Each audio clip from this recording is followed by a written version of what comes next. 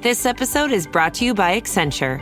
When your advertising operations fall out of sync, everything else follows. Spotify and Accenture are working together to reinvent the rhythm of ad sales, using automation, analytics, and smarter workflows to simplify campaign delivery and access better data across the business. The result? Less time spent on operations, more time connecting brands with the moments and fandoms that matter most. Learn more at accenture.com/Spotify. Salut chères personnes abonnées, bienvenue à ce 32e épisode spécial pour vous seulement. Donc, je vous remercie comme à chaque mois pour le soutien que vous offrez au podcast.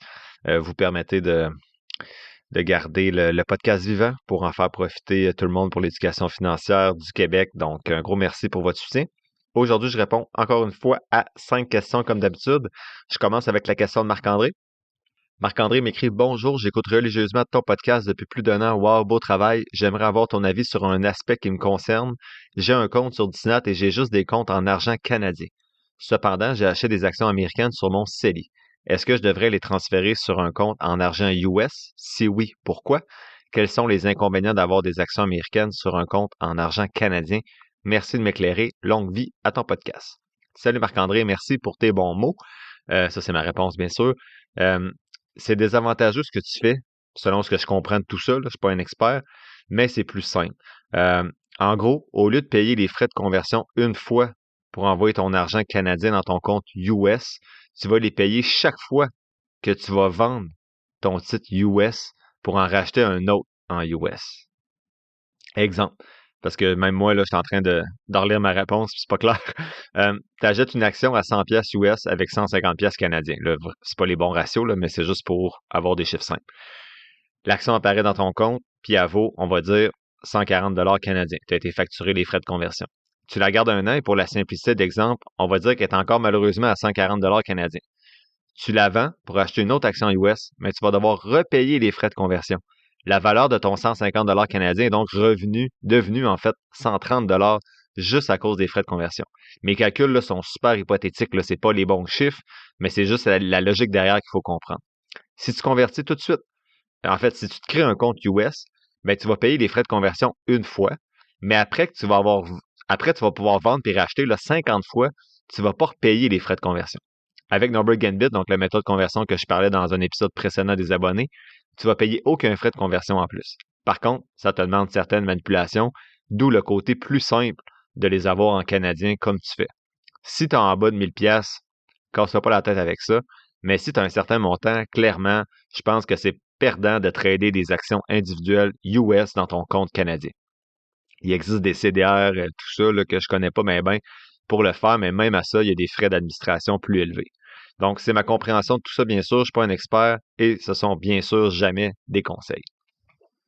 Question 2, Maxime. Salut, Finances fondamentales. Félicitations pour l'excellent podcast et merci pour le contenu. J'ai un élément sur lequel j'aimerais avoir ton avis et j'ai aussi un commentaire. Sa question. Mon programme REER avec mon ancien employeur accotait ma cotisation jusqu'à 3%. C'était donc un no-brainer pour moi. Mon nouvel employeur offre une cotisation de 1% si je mets 4%. C'est évidemment beaucoup moins intéressant, même si c'est essentiellement un rendement quand même instantané de 25%. Ça m'agace aussi d'avoir un REER séparé dans des fonds à frais élevés. Il me dit pour plus de contexte, je gère moi-même tous mes placements avec XEQT de mon côté. À part ce qui est avec mon employeur, bien sûr. T'es-tu déjà demandé si un 4% employé pour 1% employeur, ça valait la peine? Est-ce que je pense trop que je devrais juste prendre l'argent gratuit et passer à un autre appel? Donc ça, c'était sa question. Avant de vous lire son commentaire, je vais répondre à la question. Donc, il m'avait écrit beaucoup, là, mais bref, à moins que leur produit d'investissement de ton REER collectif soit vraiment atroce, ce que je doute, là, d'habitude, c'est pas aussi bon que d'investir soi-même, mais c'est pas atroce non plus. C'est difficile de cracher sur du 20-25% garanti. Donc, pour moi, j'irais quand même avec le 1% de l'employeur. Donc, le commentaire de Maxime après sa question, c'était « J'écoutais l'épisode 100 puis l'épisode 62 hier en tant que fiscaliste. Quelques éléments m'ont accroché, notamment sur la fiducie ainsi que sur l'héritage. Pour l'héritage, tu indiquais que c'est imposable, qu'il n'y a pas de franchise d'impôt et que les bénéficiaires doivent être conscients de ça. Il dit « Je pense que ton point était surtout que l'impôt au décès est inévitable, ce qui est vrai, sauf application de différents roulements en faveur d'un conjoint, Mais pour le non-fiscaliste, la manière que c'était dit, ça sonnait comme si l'héritage lui-même, reçu par le bénéficiaire, était imposable, ce qui n'est pas le cas. Bref, il dit peut-être que je fabule, mais c'est comme ça que je l'ai entendu, puis j'ai l'impression que la personne moyenne non-fiscaliste sortirait de cet épisode en pensant que le chèque de 50 000 qu'elle vient de recevoir en héritage est imposable. Bien sûr, le chèque que tu reçois, il n'est pas imposable, il a déjà été imposé précédemment avec l'impôt. Ça ne se rajoute pas à tes revenus, mettons. Tu abordes souvent la fiscalité et il dit que tu préfaces toujours en disant que tu expliques ça avec ta compréhension, puis de ne pas prendre ce que tu dis pour du cash, qui est tout à fait normal. Bref, il dit qu'il a dévoré la majorité des épisodes, les 20 épisodes des abonnés, puis il dit si je veux valider certains éléments de fiscalité avec lui, de ne pas hésiter. J'ai dit que en fait, ma réponse, c'est que j'ai tout lu. Je le remerciais pour les précisions fiscales. C'est un sujet qui me passionne, mais je suis en effet loin d'être un expert. Donc, j'avais dit que j'allais garder son commentaire pour vous l'apporter en précision un jour, ce que je fais aujourd'hui. Donc, ce qui est important de comprendre, c'est que l'impôt au décès est inévitable, mais l'héritage lui-même que vous recevez ne sera pas imposable. Question 3, Jérémy. Salutations, mon très cher monsieur. Merci, Jérémy, pour cette politesse.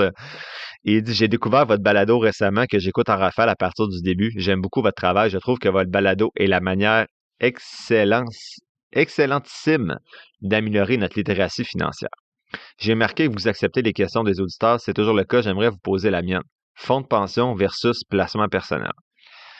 J'ai 30 ans et je suis ingénieur dans une firme de génie conseil, compagnie au privé. Dans mon secteur, plusieurs décident d'aller travailler au parapublic comme Hydro-Québec ou Énergir afin de toucher plusieurs avantages comme le fonds de pension. Un ingénieur touchant la pleine pension d'Hydro-Québec aura à sa retraite 75 % de son salaire pour ses 5 meilleures années, ce qui peut représenter environ 100 000 $ à vie. C'est ça. Je me demande si votre méthode et vos conseils, placer environ 20 % de son salaire brut dans des FNB, peuvent m'apporter plus d'argent que le fonds de pension du parapublic ou si c'est très difficile à battre. C'est une question importante pour moi pour prendre ma décision pour mon futur. Une partie de moi espère que votre méthode peut offrir plus qu'un fonds de pension, comme j'aime m'occuper de mes finances moi-même et que j'ai peur de m'engager pour les 30 prochaines années avec la même compagnie. Merci pour votre temps en espérant que ma question soit bonne pour vous. Je te salue, Jérémy, merci pour tes bons mots. Pour bien répondre, j'ai besoin de connaître les salaires potentiels privés et publics. Il dit au privé, le salaire est 90 000. Au public, le salaire est environ 110 000 $. Donc, ma réponse à Jérémy, j'y disais qu'en fait, la réponse mathématique est simple. En plus d'avoir une cotisation employeur au public, tu fais environ 20 000 $ de plus. Donc, financièrement parlant, tu es plus gagnant d'aller au public. Après, bien sûr, c'est à toi de voir ce que tu préfères. C'est très possible de se construire une belle retraite avec 20 % d'épargne en ayant un salaire à 90 000 $. Donc, à 7 % de rendement sur 30 ans, ça donne environ 1,8 million. Par contre, si en plus de ta cotisation employeur, tu épargnes 10 à 20 % du revenu supplémentaire au public, c'est impossible à côté si tu vas au privé. Mais bon, il n'y a pas juste les finances dans ce genre de décision-là. Si tu es malheureux pendant 30 ans au public, c'est pas bien mieux. En passant, le fonds de pension ne te monote pas nécessairement. Si tu quittes parce que tu es tanné de travailler, par exemple, pour Énergir ou Hydro-Québec, ben, tu as une certaine équivalence là, que tu vas pouvoir réinvestir dans un CRI, donc un compte immobilisé pour la retraite. Donc, si dans 15 ans, tu pars d'Hydro-Québec parce que tu es tanné puis tu vas retourner au privé, ben, tu vas partir avec une partie de ton fonds de pension que tu pourras réinvestir si tu le souhaites toi-même sur Disnat ou une autre plateforme dans un CRI que tu ne pourras pas toucher d'ici la retraite ou l'investir avec un professionnel. Question 4, Marie-Claude. Bonjour, message spontané pour vous remercier de votre travail sur le podcast. Mon Dieu, aujourd'hui, j'ai gardé juste des questions qui me flattaient dans le sens du poil. Je m'excuse. Elle dit, j'ai 35 ans puis j'ai appris jeune à faire un budget et savoir économiser, mais jamais à investir. Donc, ça me ressemble un peu ça, quand j'avais 29 ans. Elle dit, j'écoute en rafale les épisodes, c'est du bonbon. J'ai fait le pas pour ouvrir un compte de courtage et transférer mon CELI qui me rapportait rien comme dans un compte épargne. Je suis un petit peu honteuse de ne pas avoir su comment investir avant aujourd'hui, mais maintenant, je suis pas mal fier d'avoir le contrôle sur mon avenir. Merci beaucoup. Fait plaisir, Marie-Claude. Peut-être que ça fait déjà l'objet d'une question au début d'un épisode, mais je me permets une question pour m'aider à cheminer. Dans mes habitudes d'épargne, je fonctionnais par enveloppe, avec différents comptes selon mes projets. Par exemple, achat à venir, fonds d'urgence, vacances, projets futurs. Maintenant que j'ouvre mon CELI sur Disnat, c'est plus avantageux de tout mettre ensemble, j'imagine. Ou avoir des CELI séparés, ça revient au même parce que le rendement appartient au FNB selon les pourcentages choisis. Elle dit que je vais avoir des FNB dans l'horizon long terme comme XEQT et d'autres plus court terme comme Cash.to. Est-ce que j'ai juste à vendre seulement mes cash quand j'en ai besoin? C'est comme ça que ça fonctionne, exact? Merci pour ton temps. Je te salue Marie-Claude, bravo de prendre en main tes investissements. tu peux tout mettre dans le même CELI sur Disnat. Là. Moi, j'ai juste un compte CELI sur Disnat et tu peux même tout mettre dans le même FNB.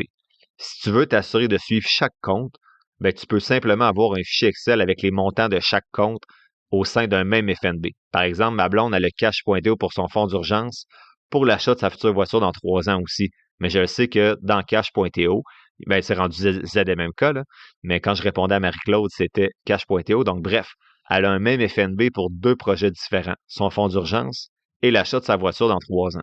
Mais je le sais que là-dedans, exemple, sur le 27 000 qu'il y a dans ZMMK, ben, il y a 5 000 qui est son fonds d'urgence. Le reste, c'est pour l'auto. Et oui, il suffit de vendre tes actions de cash.to pour avoir ton argent. Donc, même si tu as juste un CELI, si tu as 2 FNB à l'intérieur, exemple, XQT et cash.to, ben, si tu veux juste vendre cash.to pour aller chercher, exemple, un 5 000 pour t'acheter XYZ, ben, tu peux le faire. Tu n'es pas obligé de vendre du XQT. Bref, tu vends les différents produits ou tu achètes différents produits au sein d'un même CELI. Donc, oui, tu as un CELI, mais tu peux avoir un ou plusieurs FNB dans ce CELI. Question 5 de Fred. Bon matin. Question pour toi. Sais-tu si le REE peut être flippé en CELIAP le jour de ses 18 ans et qu'il va à l'école longtemps? J'ai dit non. Il va devoir retirer chaque année 8 000 du REE et le replacer dans son CELIAP. On ne peut pas transférer directement un REE d'un CELIAP. Donc, il va devoir retirer 8 000, un petit peu plus, là, parce qu'il va être imposé sur ce 8 000-là selon son salaire dans l'année. S'il retire juste 8 000 puis il ne travaille pas, il ne sera pas imposé parce qu'il y a un plancher minimal là, avant d'être imposé.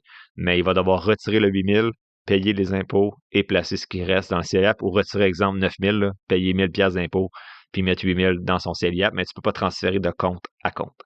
Donc, on est autour d'une douzaine de minutes. Je ne vais pas acheter de questions pour aujourd'hui. Donc, merci beaucoup encore pour votre soutien.